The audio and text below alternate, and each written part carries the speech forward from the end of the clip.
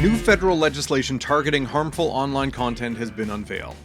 The Online Harms Act targets content on social media and other platforms that is deemed to be harmful or fomenting hate. It also comes with harsh jail terms for the worst offenders. I'm Dave Breakenridge, and this is 10-3. National Post political reporter Catherine Lévesque joins me to discuss why the government is bringing in the bill, how it intends to police the internet, and concerns some have raised about the effect it could have on freedom of expression. Don't forget you can find us on Apple Podcasts, Spotify, Google, Amazon Music. I'd love it if you could leave us a rating, a review, and tell your friends about the show.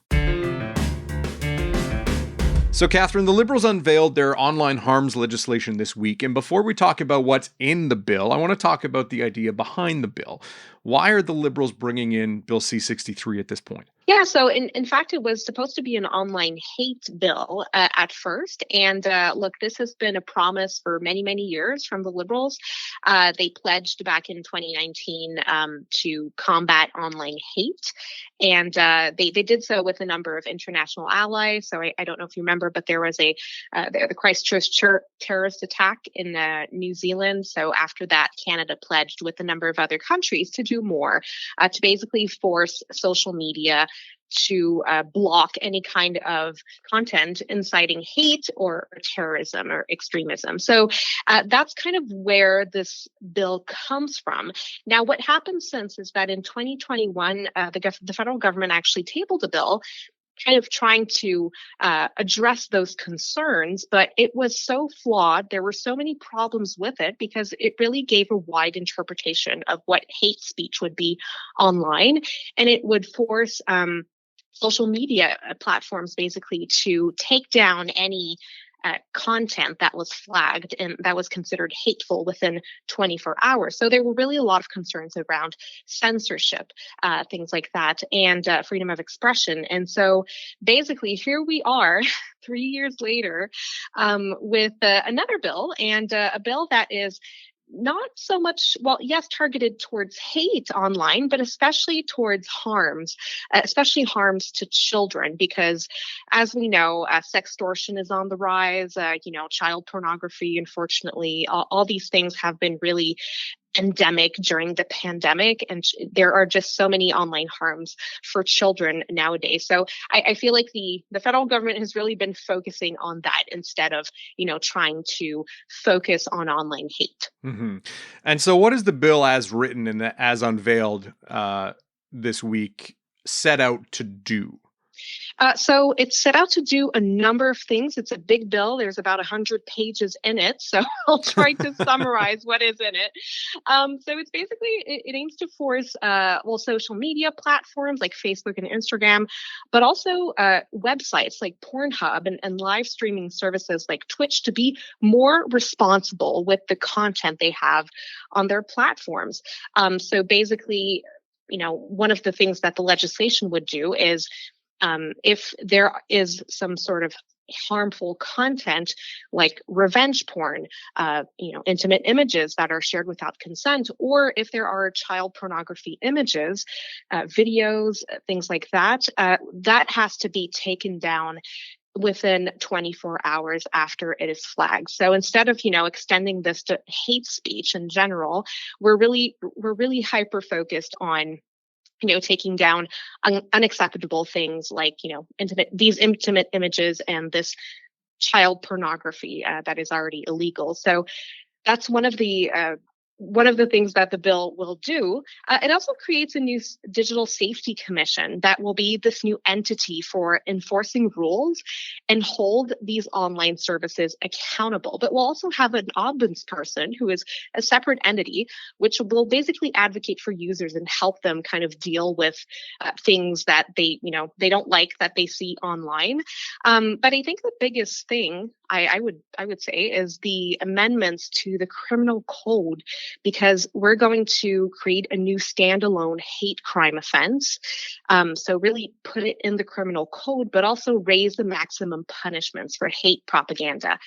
So, for instance, if someone is advocating for genocide, which is a pretty serious matter, well, right now, the maximum offense is 5 years of prison. That could go to life imprisonment. So that is pretty big. Again, there are a number of other wide things that, this is really a wide sweeping bill. But that's essentially what the bill does. And so it targets not only the people uploading the content, but the sites hosting the content, correct? Yes, absolutely. So in fact, it really, the goal is to hold these platforms more accountable, and really they have to abide by the law. So for example, if, someone sees some intimate images of them online that, they did not consent to sharing, let's say you find them on Facebook, you have kind of two choices, right? So you could, like Facebook or any kind of platform would have to be able to have a system where you can report the abuse.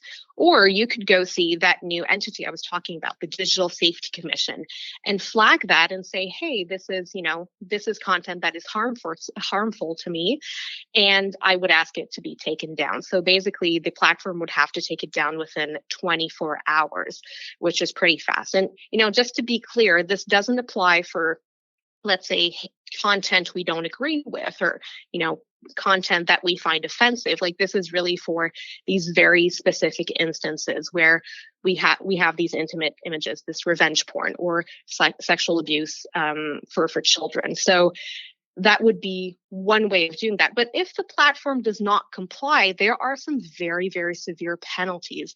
We're talking about, if they don't abide by the regulations, and there the many regulations in the new legislation should it be adopted. I mean, we're talking about fines going up to $10 million. So this is really a lot of money, and it's really, it makes platforms responsible for what they have on their websites, what kind of videos and content they foster, and it really forces them to abide by the law. So looking at the legislation itself, how does it define online harms or hateful content as the government sees it? Right. So there are 7 categories of harmful content. We're talking about content that incites violence, that foments hatred, that incites violent extremism or terrorism, content that sexually victimizes people, things like that. But I guess the most questions, we're getting on this is what exactly is content that foments hatred, right? Is it just content that we don't agree with? But the question was put to the minister actually yesterday, and the Minister of Justice, Arif Virani, said that actually hatred has been defined in Supreme Court jurisprudence for the last 11 years, and we're really talking about detestation and vilification. He said it doesn't cover things like humiliating or offensive comments, things that are insulting. So, I think that the government has really been trying to prove that there is a way to define content that foments hatred. But again, this kind of opens a Pandora box as to, well, who will decide that? How is the commission going to, decide what is content that foments hatred?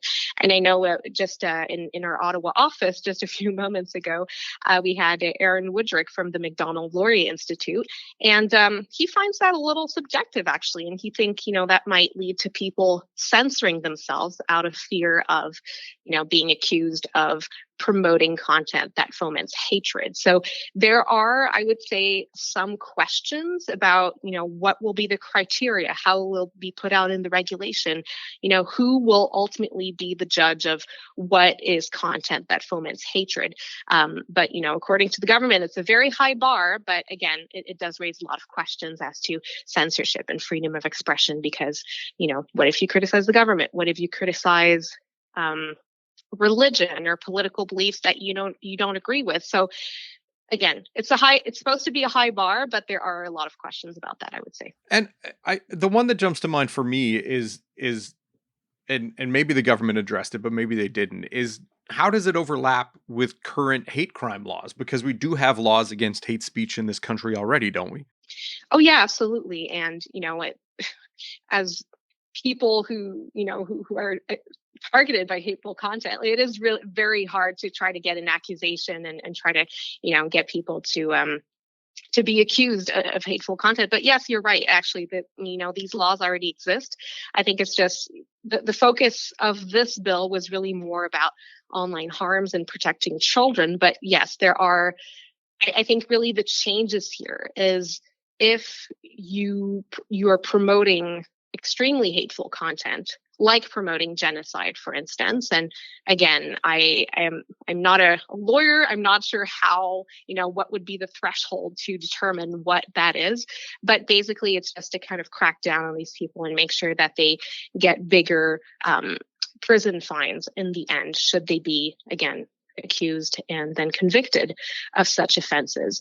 But really, I think that is the extent of it. There's also a lot more recourses, I would say, for users, right? Because right now, I mean, the internet is fairly unregulated. And, this is another way, I guess, that the government is trying to find a way for users to be able to share information that they consider to be hateful. So there would be, these new entities, the commission, the ombudsperson, kind of trying to guide them and figure out, what they can do and what they can flag to the social media platforms.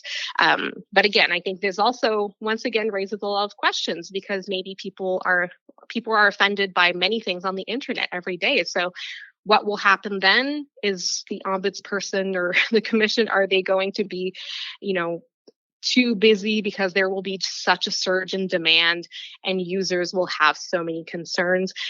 Really, these are a lot of questions that we're trying to flesh out at the moment, because again, there's just so much content out there that for sure it's written in the legislation, but in reality, how is this going to work? These are a lot of questions we have too. We'll be right back.